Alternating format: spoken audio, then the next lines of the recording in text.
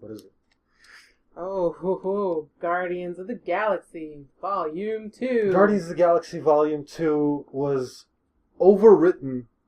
Oof. It went too long. And just a very uneven movie. I don't know. It wasn't like terrible. There was some good like character moments in there. Definitely better than the first one. But honestly, like there's just too many things happening, and then in the end they just kind of tied up in like a too neat of a bow. Like they kind of go with like well, they had Kurt Russell, right, who was playing Chris Pratt's character's father. What was Chris? Star-Lord, right?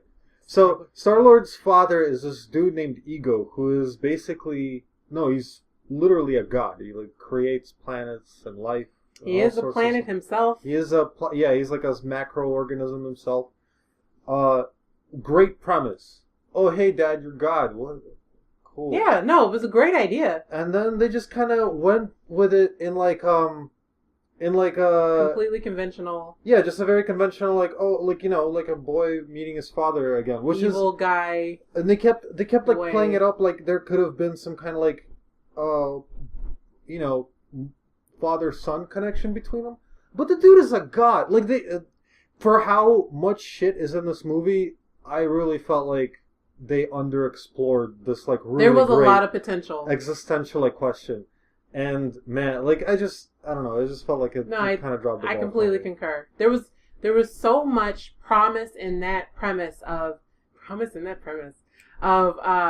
that down, hashtag it. Of this guy coming to meet his dad after never knowing him, and then his dad can, create life, and he also has this power within him, Star-Lord, to create.